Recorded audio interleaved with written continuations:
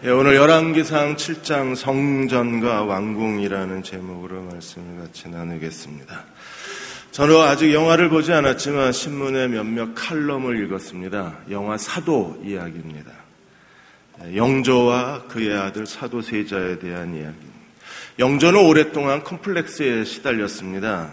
본인이 후궁의 아들이라는 그런 열등감을 가지고 사도세자만큼은 그 조선의 정통성 있는 왕권의 왕으로 세우기를 원했습니다.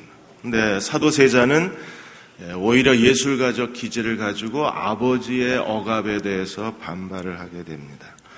아버지의 이런 삐뚤어진 마음이 결국 사도세자를 자신의 그 권력을 지키기 위해서 무능한 아들을 뒤주에 가두어 죽이는 결과를 가져오게 됩니다.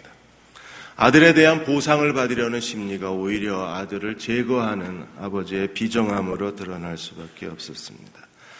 영조가 이렇게 얘기를 합니다. 아들한테. 너를 얼마나 아꼈는데 네가 나한테 이럴 수 있느냐. 너는 나보다 더 좋은 환경인데 너는 왜 그 모양으로 사냐. 어느 집에서나 흔히 들을 수 있는 아버지의 독백입니다. 사도세자는 아버지 영조에게 이렇게 얘기를 했습니다. 내가 바란 것은 아버지의 따뜻한 눈길 한번, 다정한 말 한마디였는데 그게 그렇게 아버지에게는 힘든 일이었느냐고 아들이 울면서 말합니다. 칼럼니스트는 말합니다. 오늘 이 영화 사도를 보면서 부모가 가야 할 길을 자신에게 물었다고 했습니다. 사도세자의 불행은 오늘 어쩌면 우리 가정의 아이들의 불행일 수도 있습니다. 얼마나 많은 아이들이 뒤주에 갇힌 채 신음소리를 토해내고 그리고 그 안에서 죽어가고 있을까를 고민한다고 했습니다. 가정의 문제는 오늘 사도세자 이 영화의 문제뿐 아니라 오늘 솔로몬의 문제이기도 합니다. 7장 1절에 12절까지 솔로몬이 성전을 짓다가 갑자기 왕궁을 짓습니다. 성전이 완공된 게 아닙니다. 성전 건물을 짓고 아직 부속 필요한 모든 도구들을 만들어야 하는데 성전 도구를 만들기 전에 중간에 왕궁을 지은 기록이 열왕기의 기록이 돼 있는, 열왕기상의 기록이 돼 있는 것.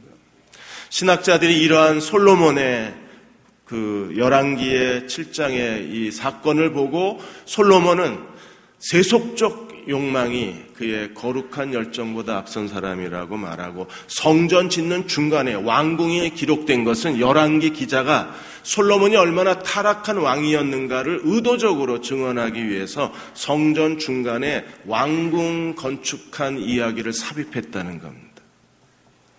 솔로몬은 정말 타락한 왕일까요? 성전을 짓는 중간에 자기 왕궁을 지었다고 기록한 열왕기의 의도는 과연 무엇일까요? 솔로몬의 타락을 증언하기 위해서 의도적으로 이렇게 성경을 편집해 놓은 걸까요? 오늘 7장 1절에서 12절까지 솔로몬이 얼마나 아름다운 궁궐을 지었는지 그 궁궐의 이름이 백향목 수풀의 궁정입니다. 백향목으로 둘러싸인, 그래서 그 궁궐의 모든 것이 다 백향목으로 지어진, 백향목으로 만든 솔로몬의 궁궐이었습니다. 성전은 얼마나 컸었나요? 성전의 크기가 가로 27m, 세로 9m, 높이가 13.5m였었습니다. 7년 동안 지었습니다. 왜 신학자들이 솔로몬에 대해서 이렇게 비판의 목소리를 멈추지 않을까요? 솔로몬이 자기 집을 13년을 지었습니다. 성전보다 집을 2배나 더 지었다고 그래서 목사님들이, 신학자들이 솔로몬의 그 타락을 고발하고 있는 겁니다. 솔로몬 왕궁은 얼마나 큰가요? 가로가 45m, 세로가 22.5m, 높이가 13.5m. 성전보다 거의 2배가 크고 면적으로 하면 4.2배가 큽니다. 당연히 성전이 7년 동안 걸렸으면 성전보다 4배가 크니까 더 오랜 시간 건축하는 게 상식적이지 않나요? 성전을 7년 짓고 집을 13년 지었다고 해서 자기 집을 더 오래 지었다고 솔로몬이 부패한 왕이라고 우리가 고발할 수 있나요? 4배나 더 큰 집을 지으면 더 오랜 건축 기간이 필요하지 않을까요? 그러면 성전은 7년 동안 짓고 솔로몬이 자기 4배나 더 큰 자기 집을 3년 동안 대충 부실하게 지어서 여름이면 비가 새고 겨울이면 난방비 때문에 고생을 하고 그렇게 성경이 증언해야 여러분 속이 편안하시겠습니까? 우리는 하나님께서 왜 성전 건축 중간에 솔로몬 왕궁 이야기를 끼워 놓으셨는가를 알아야 됩니다. 솔로몬 왕궁은 5개 주요 건물로 되어 있습니다. 레바논 수풀의 궁궐과 그리고 백성을 재판하는 재판정, 그리고 솔로몬의 거처, 바로의 딸의 거처, 그리고 주랑, 현관, 아름답고 거대한 현관으로 구성이 되어 있습니다. 여기서 우리는 왜 우리가 이런 솔로몬을 비판하게 되었는가를 고민할 필요가 있어요. 김영석 교수께서 지금 올해 나이 96세입니다. 연세대 철학과 1세대 교수님이십니다. 최근에 역사와 사회 속의 교회라는 강연을 하셨어요. 그 강연에서 김영석 교수님이 자기의 신앙 고백을 하셨습니다. 자기는 목사의 설교를 듣고 신앙이 생긴 게 아니라 성경을 읽고 신앙이 생겼다고 말씀을 하셨어요. 성경을 읽다가 예수님의 가르침이 자기의 인생관이 되고 예수님의 가르침이 자기의 삶의 가치관이 된 거예요. 어느 사이에 하나님 말씀이 자신의 인생의 방향과 인생의 길과 그리고 내가 어떤 사람이 되어야 할 것을 하나님 말씀에서 찾았다고 했습니다.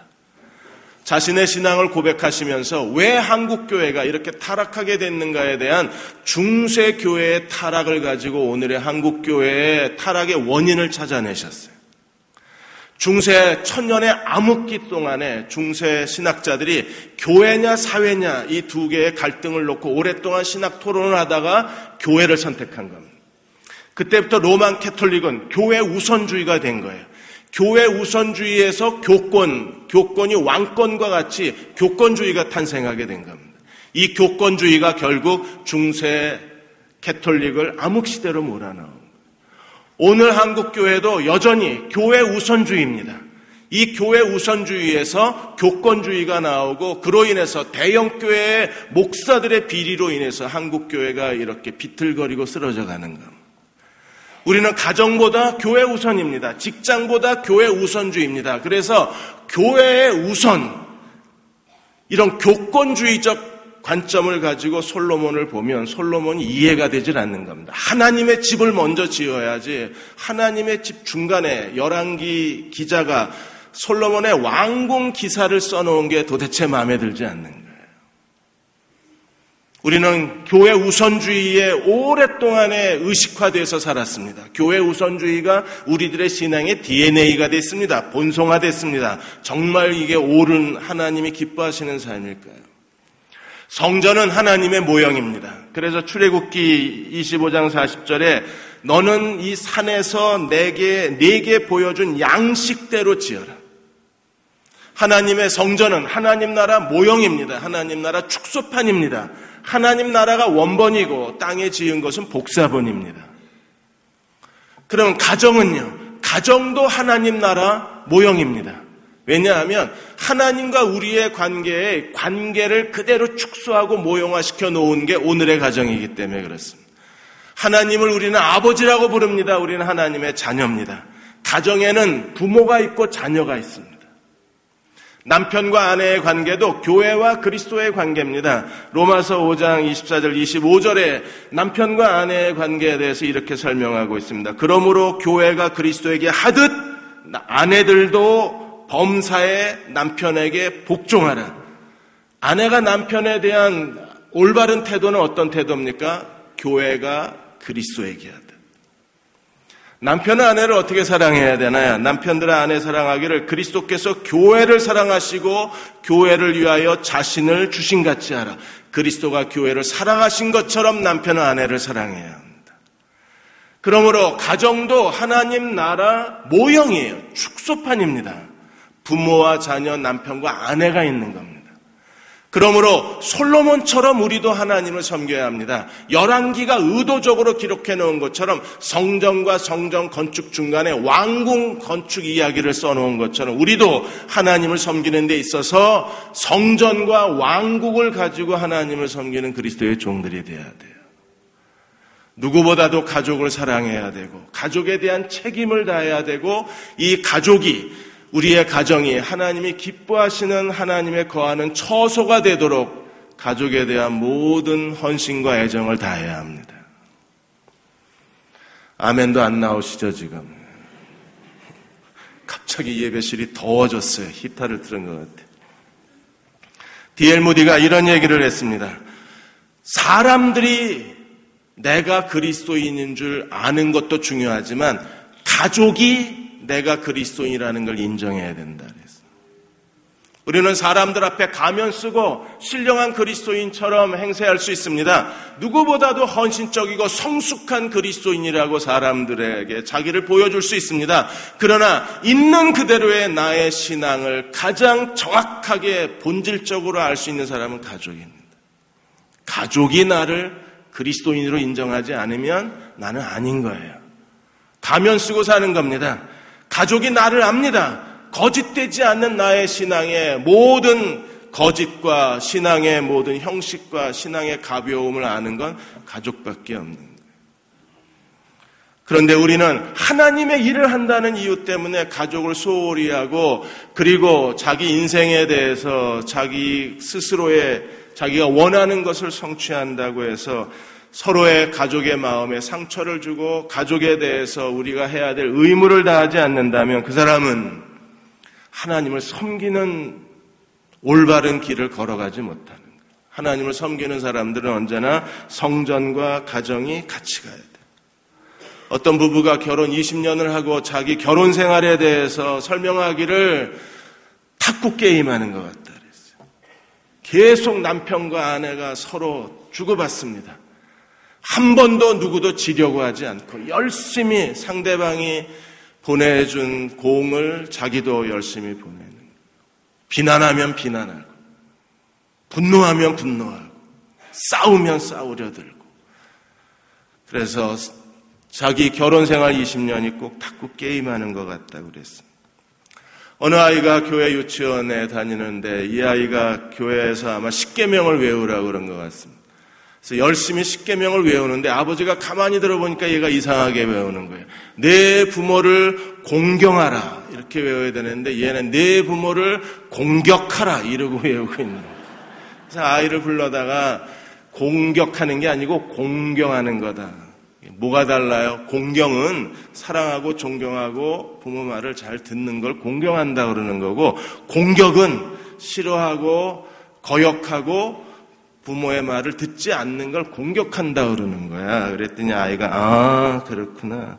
근데 아빠는 왜 할아버지를 공격해? 애들이 다 보고 있는 겁니다. 메리 파이퍼 심리학자는 이렇게 얘기했습니다. 지금 내가 부모에 대해서 가지고 있는 감정이 결국 자식이 나중에 당신에 대해서 갖고 있는 감정과 같게 될 거라 그래요. 부모를 귀찮아하면 기다려라. 언젠가 내 자식이 너를 귀찮아한다는 거예요. 제가 하는 게 아니라 메리 파이퍼 박사. 만일에 부모에 대해서 무관심하면 언젠가 당신의 자식으로부터 그대로 받게 될 거예요. 부모를 무시하면 언젠가 당신 자식으로부터 당신도 그대로 무시를 당하게 될 거라고 그랬습니다. 우리 한국의 옛말에 부모가 온 전부가 효자면 자식은 반효자가 된다 그랬어요. 그런 것처럼 따라 배우는 게 자녀잖아요. 하나님 앞에서 우리가 하나님을 섬기는 성전도 중요하지만 궁궐, 우리의 집도 중요하다는 사실을 알고 무엇보다도 가족을 사랑할 줄 아는 그리스도의 종들이 되어야 합니다. 가족을 사랑하려면 우리는 어떻게 해야 되나요? 13절에서 51절까지 세 가지 중요한 성전의 도구를 세웠는데 이 성전 도구를 만든 사람이 바로 두로의 히람입니다. 두로 왕 히람과 똑같은 이름이 두로의 기술자 히람입니다. 이 히람은 납달리 지파의 과부의 아들입니다. 역대하 2장에서는 단지파라고 설명이 되어 있습니다. 그러므로 이 히람은 순수 히브리 혈통일 수도 있고 아니면 다문화권 자녀일 수도 있습니다. 만일에 그 어머니가 히브리 남자하고 결혼해서 히람을 낳고 그리고 다시 남편이 죽고 두로 사람하고 재혼을 했다면 히람은 히브리 혈통의 사람입니다. 그런데 재혼을 두로 사람하고 하고 그리고 두로 사람에게서 낳은 자식이라면 히람은 다문화권 사람인 거예요. 이중문화권입니다. 두로의 문화도 잘 알고 히브리 문화도 잘 알고 무엇보다도 두로의 히람, 최고의 기술자 히람의 아버지는 두로 최고의 놋쟁입니다. 최고의 놋 제조 기술을 가진 그 최고 기술자의 아들 히람이 이제 솔로몬과 함께 하나님의 성전을 짓는 거예요. 제일 먼저 만든 게 무엇입니까? 7장 15절에 22절까지 두 놋쇠 기둥을 세웁니다. 정말 아름다웠을 겁니다. 하나님의 성전을 멀리서 바라보거나 가까이 가면 성전 현관 입구에 두 놋쇠 기둥이 서 있는 거예요. 그 놋쇠 기둥은 높이가 5.4m, 둘레가 3.6m.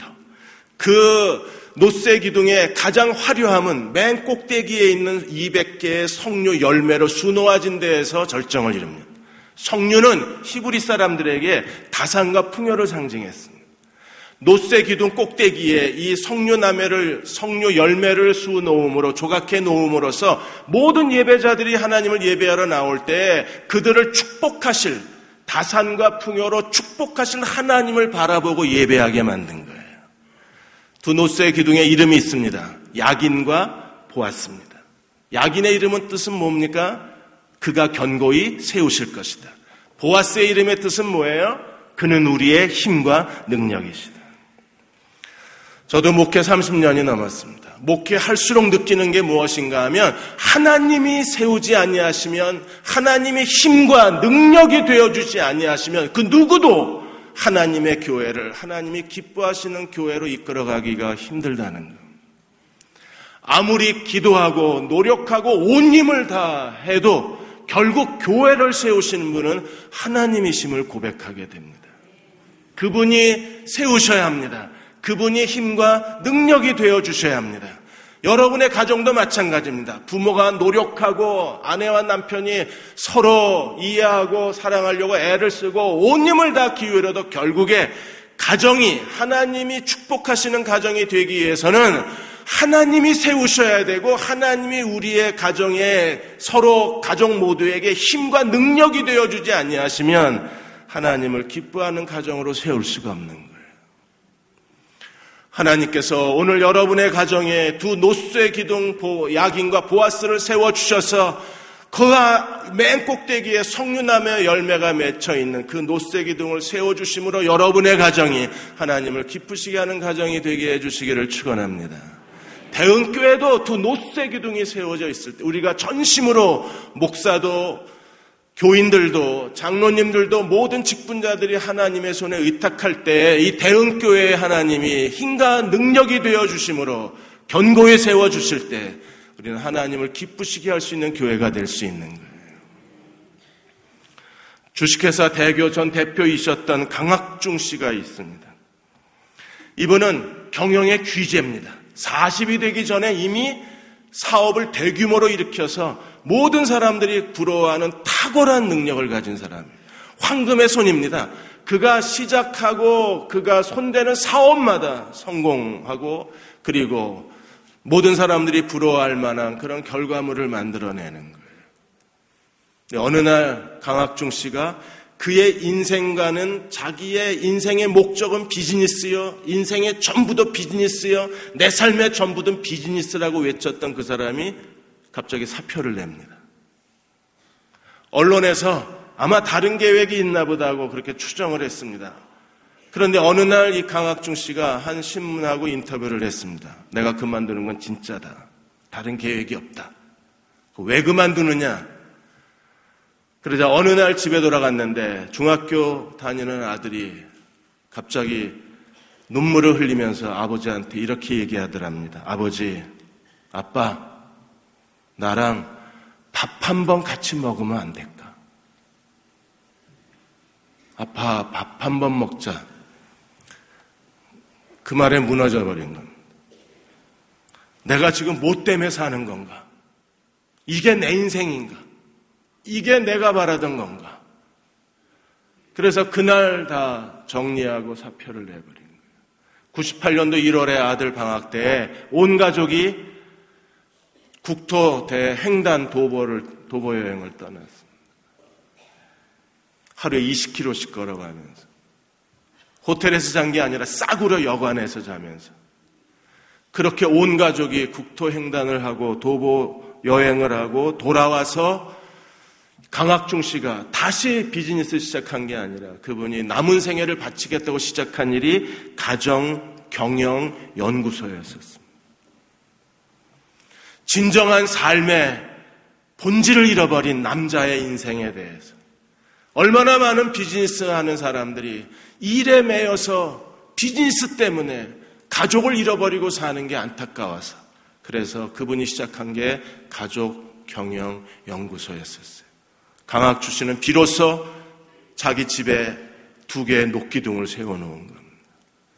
두 번째로 두로의 히람이 하나님의 성전에 세워놓은 노수로 만든 가장 기념할 만한 기구가 어떤 것이 있나요? 에덴을 닮은 놋바다 놋대야를 만든 겁니다. 7장 23절에 26절까지 보시면 놋바다를 만들었는데 그야말로 바다예요. 바다 해자를 쓰는 겁니다. 바다를 만들었어요.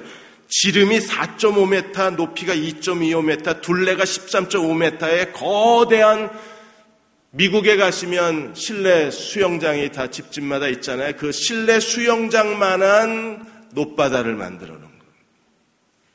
그 안에 물이 2,000밭이 들어간대요. 2,000밭이면 1바트가 22.71리터 정도로 계산만 해도 22점에서 45리터까지 학자마다 계산이 달라요. 2,000밭이 들어가는 거대한 놋바다를 만들었습니다. 또 하나 만들어 놓은 게 7장 27절에서 39절까지 놋대야를 만들었습니다. 이 놋바다는 지름이 4.5m인데 이 놋대야는 지름이 1.8m입니다. 그걸 10개를 만들어 놓았어요.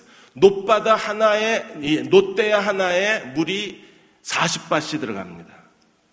40밭이 22리터로 계산을 하면 약 880리터, 1리터가 1kg이잖아요. 880리터, 만일에 45리터로 계산을 하면 거의 2톤 가까이가 들어가는 놋대야가 10개가 남북에 5개씩 있는 거예요. 이렇게 놋대야 10개가 있고 동남쪽에 놋바다가 있고 그야말로 하나님의 성전은 물 위에 떠있는 도시와 같은 거예요. 물 위에 떠있는 호수 위에 떠있는 섬처럼 만들어 놨습니다. 왜 그랬을까요? 에덴을 그대로 형상해 놓은 겁니다. 에덴 동산에 처음 하나님이 거하시는 에덴 동산, 에덴으로부터 물이 흘러나와서 4개의 강의 물 근원이 돼서 4개의 강을 흘러갑니다. 우리가 배운 것처럼 티그리스 유프라데스 최초의 인류 문명이 시작된 지역입니다. 에덴에서부터 물이 흘러나와서 4개의 강의 근원이 된 것처럼 마치 솔로몬은 하나님의 성전을 에덴 동산처럼 비유해서 그야말로 에덴 동산이 물 위에 떠있는 하나님의 집으로 형상해 놓은 거예요. 에스겔 47장 1절에서 12절까지 에스겔이 성전의 환상을 보았습니다. 그 성전의 환상에서도 성전으로부터 생명의 물이 흘러나와서 생명의 물이 닿는 곳마다 죽었던 것이 다시 살아나는 에스겔 환상 이야기가 있어요. 에스겔 47장 9절에 보시면 이 강물이 흐르는 곳마다 번식하는 생물들이 살고 고기가 심히 많이 살고 이 물이 흘러들어가므로 바닷물이 살아나고 이 강이 흐르는 각처에서 모든 것이 살아날 것이다. 그래서 생명의 물, 생명의 강이라고 부르는 거예요. 하나님의 성전은요, 생명의 물이 흐르는 거룩한 처소여야만 돼요. 바로 에덴의 이 형상화된 솔로몬의 성전, 에스겔이 본 이 하나님의 새로운 성전의 환상, 이걸 성취하신 분이 십자가에 죽으시고 부활하신 그리스도이십니다. 그래서 그리스도께서 어떻게 이것을 성취하셨는가? 요한복음에 3가지로 기록되어 있는데 요한복음 4장 14절에 내가 주는 물을 마시는 자는 영원히 목마르지 아니하리니 내가 주는 물은 그 속에서 영생하도록 솟아나는 샘물이 될 것이다. 예수 그리스도를 믿고 구원받은 사람이라면 주님이 우리 안에 계신다면 우리 안에 일어나야 할 이 하나님의 성전의 환상이 무엇입니까? 영생하도록 샘물이 솟아나야 되는데 더 이상 샘물이 솟아나지 않는 거예요. 영혼이 메말라 버렸습니다. 가물었습니다. 생수가 멈춰버렸습니다. 그래서 우리 모두는 다 마치 보령댐처럼 물이 남아있질 않는. 그리스도만 그런 거 아니라 한국 사회에 많은 사람들이 지금 극도의 분노에 빠져 있고 서로를 모욕하는 사회에 살고 있는 겁니다. 한국 사회를 가리켜서 얼마나 사람들이 분노에 민감한가를 비유적으로 설명하기를 숏퓨즈라 그랬습니다. 숏 짧고 퓨즈. 폭탄에 심지가 달려 있어야 되는데 심지가 길수록 폭탄 터지는 시간이 늦는데 이게 숏 짧은 거예요. 퓨즈가 짧아요. 그래서 어떤 사건이 터지면 사람들이 분노를 참지 못하고 분노를 터뜨리는 겁니다. 택시가 끼어들자 자가용 운전자가 계속 따라가면서 경적을 울렸습니다. 그래도 분이 풀리지 않으니까 신호등에 걸려있는 택시 옆으로 가서 택시 운전사에다가 비비통을 쐈습니다. 5발을 쐈는데 하필이면 한 발이 택시 운전사의 앞면을 통과해버린 거예요. 그대로 구속 조치됐습니다. PC방에서 알바 쫓겨났다고 그게 분풀이가 돼서 골목마다 다니면서 불을 지르던 아이가 방화범으로 체포를 당합니다. 사람들은요, 메말랐어요. 가물었어요. 더 이상 영생하도록 솟아나는 하나님의 생명수를 경험하지 못하는 겁니다. 6장 35절에 예수께서 이르시되 나는 생명의 떡이니 내게 오는 자는 결코 줄이지 아니할 더이요 나를 믿는 자는 영원히 목마르지 아니하리라. 그러는 우리는 너무나 목말라요. 교회 가도 목이 마르고 집에 가도 목이 마르고 혼자 있어도 목이 말라요. 7장 37절 39절에 명절 끝나고 큰 날에 예수께서 서서 외쳐 이르시되 누구든지 목마르거든 내게로 와서 마셔라. 나를 믿는 자는 성경에 이른 같이 그 배에서 생수의 강이 흘러나리라. 생수의 강이 흘러나고 계시나요? 어떤 사람들은 원망의 강이 흘러나옵니다. 어떤 사람들은 서운함의 강이 흘러나옵니다. 삶의 공허함의 강이 흘러나와요. 어떤 사람들은 너무나 외로워 미치겠답니다. 외로움의 강이 흘러넘치는 거예요. 생명의 강이 흘러넘쳐야 하는데 우리는 믿는 자는 생명의 강이 흘러넘치려나 하나님의 약속 곁에서 서성거리고 왜 우리는 이렇게 방황해야 하고 왜 이렇게 힘들게 살아야 되는지 스스로 절망할 수밖에 없는 거예요. 이 생명의 강은 무엇입니까? 그들이 그 믿는 자들이 받을 성령을 가리키는 거라고 했습니다. 사랑하는 여러분, 여러분의 가정이 하나님의 이 생명의 강이 흘러넘치는 하나님이 함께 거하시는 가정이 되시기를 축원합니다.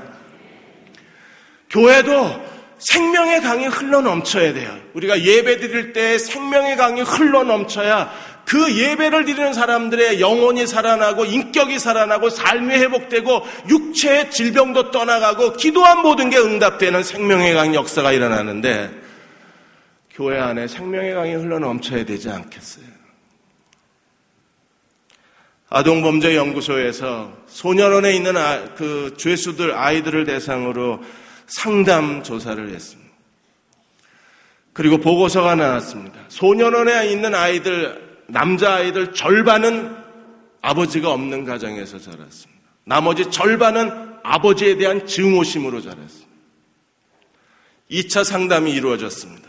이 아이들이 왜 아버지를 증오하고 자랐나? 결국 아버지에 대한 증오가 어머니로부터 시작됐다는 걸 찾아냅니다. 아내가 남편이 싫은 거예요. 남편에 대한 분노, 남편을 무시합니다. 남편에 대한 증오, 그게 그대로 자녀들에게 전염이 돼버린 겁니다. 아이는 이유도 모르고 엄마가 싫어하는 남자, 나도 싫다고 얘기를 하면서 결국에 그 아이의 인생이 목마름, 방황, 범죄로 이어져 갈 수밖에 없습니다. 하나님께서 아버지를 통해서 구약에 축복하게 하신 것은 아버지의 권위가 세워져야 되는데 지금은 우리가 다 맞벌이 부부고 우리 상황에서는 부모 중에 어떤 사람이라도 자녀에게 존경받고 사랑받는 사람이 되어야 그래야 자식의 인생에 목마름이 없는 거예요. 아버지든 엄마든 누구든 자식의 마음을 채워줄 수 있는 마음 다해서 의지하고 기댈 수 있는 그런 엄마 아빠가 누군가가 곁에 있어야 아이들이 더 이상 목마름으로 인해서 지치지 않는 겁니다. 근데 우리는 교회에 와도 목마르고 집에 가도 목마르면 우리의 목마름은 누가 채워줘야 돼요? 작가 조영경 씨가 효도별곡이라는 글을 하나 쓰셨습니다. 작품을 하나 쓰셨는데 서울 만둣집 이야기입니다. 이 젊은 부부가 만둣집을 하는데 수요일 오후 3시면 할아버지가 들어오시거나 할머니가 먼저 오시거나 할아버지 할머니가 만나셔서 만두 한 접시를 놓고 서로 지그시 바라보시고 손을 잡기도 하고 울기도 하시고 서로 만두를 먹여주시고, 그래서 젊은 부부가 생각할 때 이 사람들 정상 부부가 아니다. 아마 첫사랑을 오래간만에 만났거나 아니면 뒤늦게 사랑이 시작이 된 그런 분인가 보다, 그렇게 생각하셨대요. 근데 수요일이 되면 오후 3시에 이 할아버지 할머니가 만나는 거예요. 근데 어느 날 할머니가 정말 헬쓱한 얼굴로 만두집에 오신 겁니다. 할아버지가 놀래서 안아주고 만두도 제대로 못 먹고 부둥켜 안고 나가셨는데 그 뒤로 이 할아버지 할머니가 만두집에 오지 않으셨어요. 2달이 훌쩍 지났는데 할아버지가 초췌한 얼굴로 만두집에 오셨습니다. 젊은 사장이 할아버지한테 찾아가서 할머니도 곧 오시죠, 그렇게 얘기하자 할아버지가 갑자기 우시면서 안 와, 죽었어 그러시더라고요. 그리고 할아버지가 독백하듯이 얘기하는데 할아버지 할머니가 처음에는 큰아들 집에서 같이 살았대요. 근데 어느 날 큰며느리가 우리만 자식이냐, 니들도 모셔라 이래서 할머니를 둘째 아들이 있는 서울로 보내버린 겁니다. 그래서 부부가 생이별을 하시게 된 거예요. 할 수 없이 자식들 몰래 수요일이면 중간 지점쯤에 만두집을 하나 정해놓고 두 분이 만나신 겁니다. 할아버지가 마지막 이렇게 말을 하고 이 작품이 끝납니다. 괜찮아. 이제 나만 죽으면 돼. 천국 가서는 마누라랑 같이 살아야지. 그야말로 가뭄입니다. 어디서나 마실 물이 없어요. 부모라고 해도 제대로 자식들에게 사랑받지 못하고 대접받지 못하고, 내 몸에서 난 자식인데도 거역하고 반항하고, 서로 같이 살지 않으면 죽을 것 같아서 결혼해놓고 이제 와서는 서로에 대해서 마음의 벽을 쌓고 함부로 대하고 함부로 말하고, 어느 사이에 생명의 강은 멈춰졌습니다. 놋대야도 비어버리고 놋바다도 물이 다 사라져버린 거예요. 그런 과정에서 얼마나 자기 인생을 뱉어낼 수 있을까요?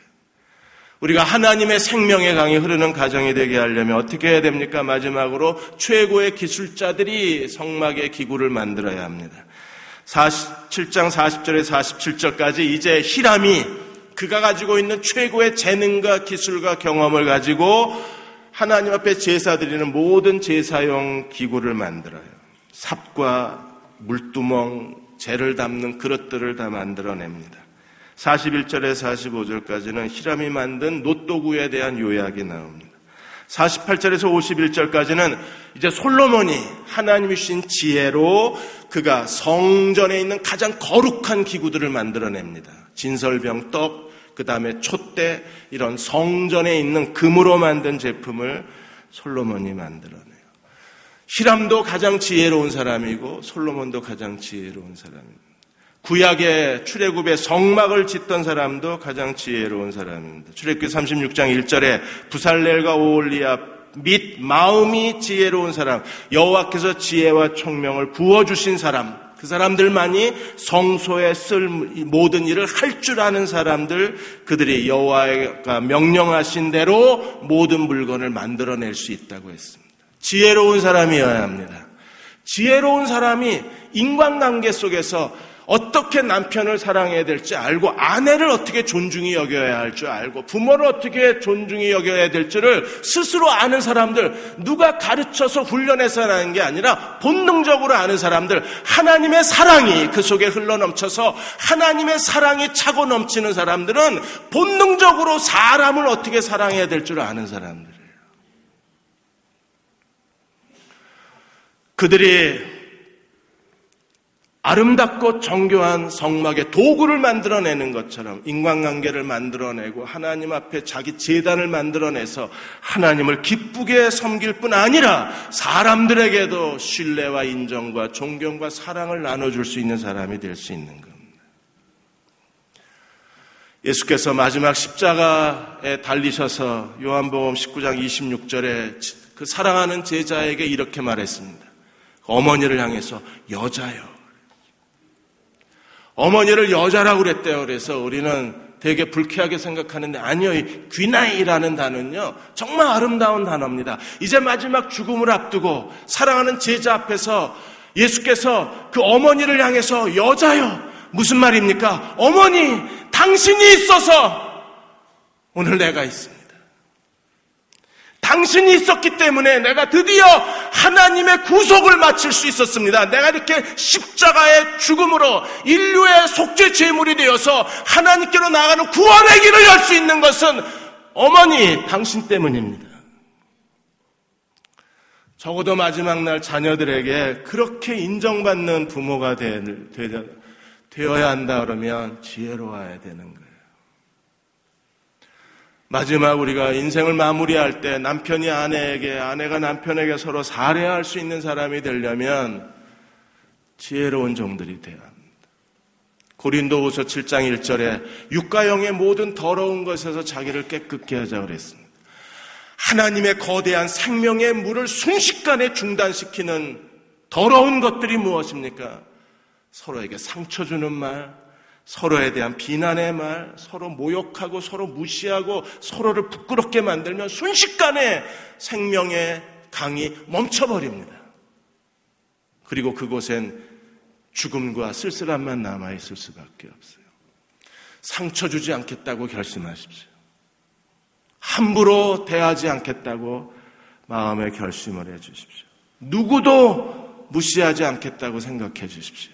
그때 여러분을 통해서 하나님의 거대한 생명의 강이 흘러가고 하나님께서 여러분을 통해서 이 땅에 하나님의 거대한 뜻을 이루어가고 그리고 성전과 궁궐과 왕궁과 성전이 이어져가는 이 솔로몬의 건축을 통해서 하나님이 우리에게 주시고자 하는 하나님의 뜻을 깨달아서 성전과 건축을 함께 가지고 하나님을 능히 섬기는 종들이 되셔서 마지막 때에 하나님께 귀하게 쓰임받는 종들이 되시기를 주의 이름으로 축원합니다. 잠시만 기도하겠습니다. 하나님, 저희도 성전과 왕궁으로 하나님을 섬기게 하여 주옵소서. 성령의 지혜로 충만케 해주시기 원합니다. 인간관계를 만들어내는 최고의 기술자들이 되게 하여 주옵소서. 겸손하고 온유하게 하여 주옵소서. 나로 인하여 누구도 상처를 받거나 실족하거나 무시를 당하거나 모욕을 당하지 않게 하여 주옵소서. 하나님, 성령으로 채워주시고 하나님 사랑으로 채워주셔서 주여 내가 가는 곳마다 생명의 강이 흐르게 해주시기 원합니다. 우리 가정에 생명의 강이 흐르게 하여 주옵소서. 대운교회와 이 땅의 모든 교회에 생명의 강이 흐르게 하여 주옵소서. 이 일에 저희를 사용하여 주옵소서. 우리 잠시만 함께 통성으로 기도하겠습니다. 아버지 하나님, 솔로몬처럼 성전과 왕궁을 지으며 주를 섬기고 싶습니다. 생명의 강이 흐르게 하여 주옵소서. 생명의 강이 흘러 어떤 사람이든지 다 구원받게 하여 주시고 생명의 강이 흘러 기도하는 게 다 응답되게 하여 주시고 우리 가정에 생명의 강이 흘러 하나님의 애굽의 모든 질병에서 우리를 지켜주시고 이 땅의 모든 교회에 생명의 강이 흐르게 하여 주셔서 복음의 능력이 우리의 삶에 열매 맺을 수 있도록 주님이 저희를 축복하여 주옵소서. 성령의 지혜로 채워주시고 하나님 사랑으로 옷 입혀 주옵소서. 지금은 우리를 죄에서 구원하신 우리 주 예수 그리스도의 은혜와 하나님 아버지의 그 크신 사랑하심과 성령의 도우신 은혜가 오늘 함께 주일 예배드리고 돌아가는 모든 교우와 가정과 자녀들 위에 이 땅의 모든 교회와 기도하는 모든 일들 위에 지금부터 영원히 함께 하시기를 간절히 축원하옵나이다. 아멘.